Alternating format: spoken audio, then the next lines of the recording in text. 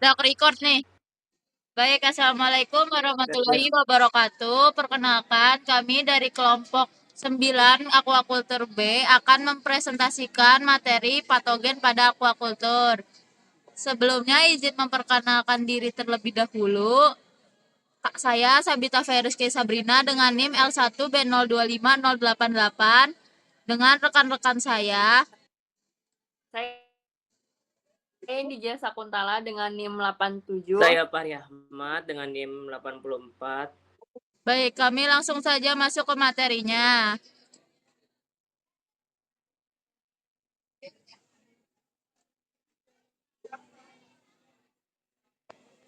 Oke, yang pertama ada virus. Virus adalah partikel menyebabkan penyakit yang berukuran kecil atau mikroskopis, terdiri protein, tidak terdiri dari RNA yang dilindungi oleh lapisan ke dalam sel inangnya untuk memperbanyak diri dengan memanfaatkan sistem dalam sel tersebut. Contohnya itu adalah white spot syndrome virus.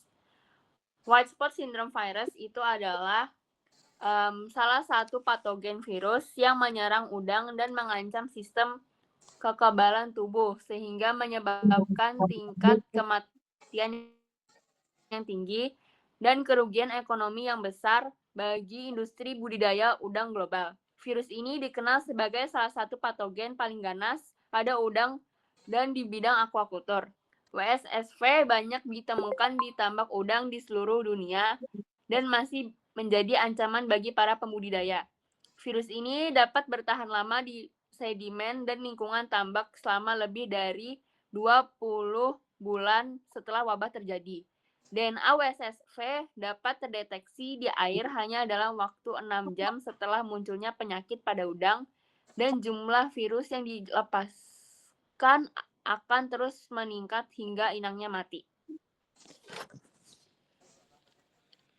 Nah, siklus hidupnya itu dimulai dari masuk melalui saluran pencernaan atau jaringan tubuh, kemudian melakukan replikasi di sel atau yang terjadi di nukleus, kemudian muncul virus baru dan menyebar ke jaringan lain yang menyebabkan kematian.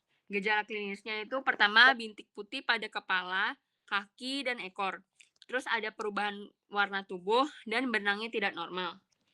Patogenesisnya itu masuk ke tubuh inang, menempel dan masuk ke sel, mengalami kerusakan sel dan penyebaran ke seluruh tubuh. Selanjutnya itu adalah cara pengendaliannya. Cara pengendaliannya yang pertama itu biosecurity, yaitu upaya mencegah masuk dan penyebaran penyakit di tambak melalui sanitasi, kontrol air, dan benur. Kemudian ada seleksi genetik, yaitu pemilihan induk unggul yang lebih tahan penyakit untuk menghasilkan keturunan yang kuat. Kemudian ada imunostimulan atau itu adalah zat yang merangsang sistem imun udang seperti vitamin atau probiotik. Kemudian ada RNA interference, yaitu ribonucleic acid interference, yaitu teknologi yang mematikan gen virus sehingga virus tidak bisa berkembang. Kemudian itu ada CRISPR, yaitu Clustered Regularly Interspaced Short Palindromic Repeats, yaitu teknologi edit gen untuk meningkatkan ketahanan udang terhadap penyakit. Kemudian ada nanoteknologi, yaitu penggunaan partikel sangat kecil untuk meningkatkan efektivitas obat, vaksin, atau detektif virus. Yang terakhir ada vaksin DNA atau RNA, yaitu vaksin berbasis materi genetik untuk merangsang sistem imun udang melawan virus.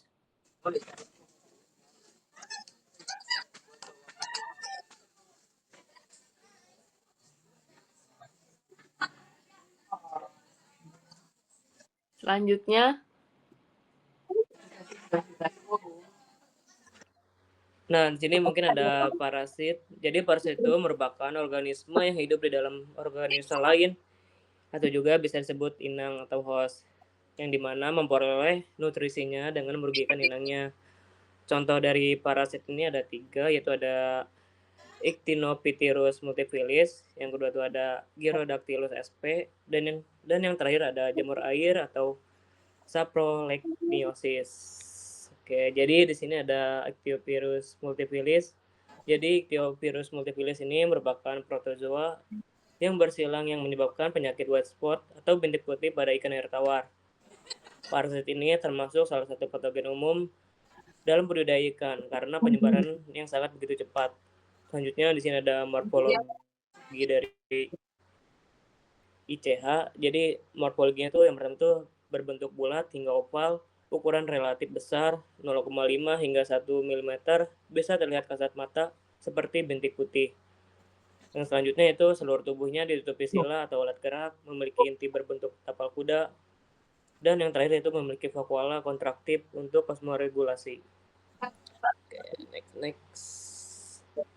Nah, sini ada siklus hidup dari ICH itu. Yang pertama itu ada trofon. Jadi trofon itu hidup di dalam jaringan ikan atau fase parasitik. Yang kedua ada tomon. Tomon itu lepas ke dasar perairan dan juga membelah. Selanjutnya yang tadi itu ada teron, yaitu stadium infektif yang berenang bebas. Selanjutnya di sini ada gejala klinis. Gejala klinisnya itu yang pertama tuh bintik putih pada tubuh, ikan menggesek pada tubuh, produksi lendir meningkat, pernapasan cepat, nafsu makan menurun, dan yang terakhir ikan melemah. Selanjutnya di sini ada patogenesis. Jadi patogenesis itu merupakan suatu proses atau mekanisme penyakit yang menempel pada inang. Di sini patogenesis itu ada beberapa poin. Yang pertama itu ada teron, yaitu menembus epitel kulit atau insang, berkembang menjadi trofon, menghisap nutrisi dan merusak sel, menyebabkan nekrosis pada jaringan, dan yang terakhir yaitu gangguan respirasi, yaitu hipoksia. Oke, next. Mungkin selanjutnya di sini ada diagnosanya. Jadi yang pertama tuh melalui pengamatan visual, yaitu dengan melihat bintik putih pada tubuh atau insang, dan yang kedua itu ada pemeriksaan mikroskopis, yaitu ditemukannya atau tidak trofon dengan inti tapal kuda. Yang ketiga ada kerokan kulit atau insang, atau juga biasa disebut scraping, yaitu sampel lendir dan mati pada mikroskop. Dan yang terakhir itu ada diagnosis banding, yaitu dibedakan dari jamur atau tidak berbentuk spora. Selanjutnya sini ada cara pengendaliannya. Yang pertama itu ada peningkatan suhu air, yaitu mempercepat siklus hidup ICH sehingga mudah dimasuki pada fase bebas atau juga biasa disebut teron. Dan yang kedua itu ada perendaman garam atau NaCl, yaitu mengganggu keseimbangan osmotik parasit yang membantu penyembuhan luka pada ikan. Selanjutnya di situ ada penggunaan formalin. Penggunaan formalin yaitu berfungsi sebagai efektif membunuh stadia bebas atau teron yang dilakukan berulang sesuai siklus hidup. Dan selanjutnya yang terakhir itu ada perbaikan kualitas air, yaitu berfungsi sebagai menurunkan stres dan meningkatkan daya tahan pada ikan. Oke, udah.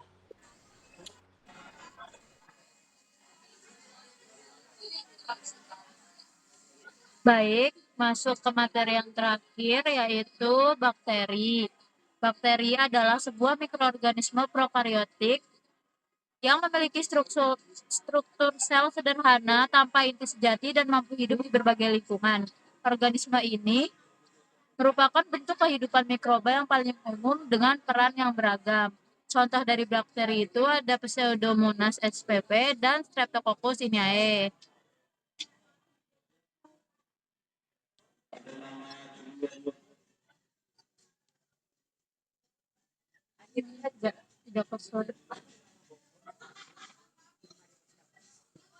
Nah, ini contoh bakterinya. Yang pertama itu Streptococcus inae adalah bakteri patogen berbentuk bulat atau kokus, gram positif yang hidup di lingkungan air tawar maupun laut, dan menjadi penyebab utama penyakit streptokoksis pada ikan budidaya.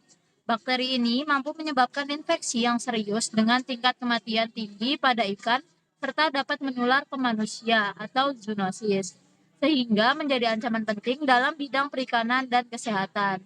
Morfologinya itu terdiri dari berbentuk yang bulat atau kokus, tersusun dalam rantai pendek hingga panjang, tidak membentuk spora, dan fakultatif anaerob. Berikut ada contoh dari Streptococcus ini.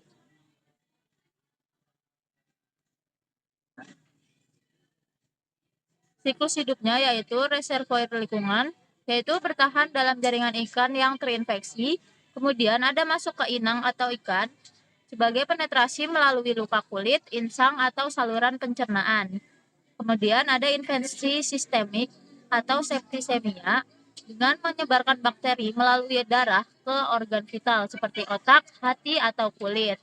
Lalu ada pelepasan ke lingkungan, bakteri keluar melalui luka, ekskresi, atau pada saat ikan itu mati. Dan yang terakhir yaitu ada transmisi berulang, yaitu wabah massal akan terjadi apabila kualitas air buruk. Patogenesisnya yaitu masuk ke dalam inang, kolonisasi dan invasi, infeksi sistemik atau septisemia, kerusakan jaringan, serta pelepasan transmisi. Gejala klinisnya terdiri dari gejala eksternal yang dimana lesi kulit borok dan hemoragi, eksoftalmia atau mata menonjol, serta perubahan warna tubuh antara pucat ataupun gelap. Yang kedua ada gejala sistemik. Yang pertama yaitu septisemia atau infeksi darah, pembengkakan organ hati dan limfa, serta mortalitas yang tinggi.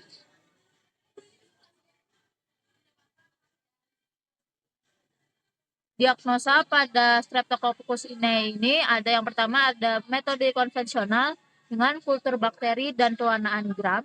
Kemudian ada metode molekuler dengan PCR, MLSA, dan WGS. Dan yang ketiga yaitu metode serologis atau ELISA untuk mendeteksi antibodi terhadap Streptococcus ini pada ikan yang terinfeksi.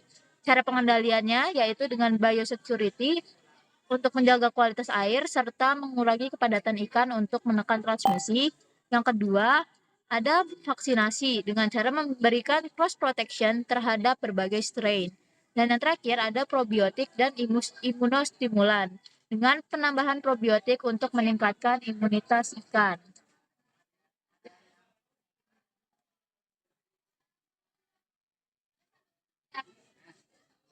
Baik, cukup sekian materi yang dapat kami sampaikan. Kami mohon maaf jika banyak kesalahan. Terima kasih. Wassalamualaikum warahmatullahi wabarakatuh. Warahmatullahi wabarakatuh.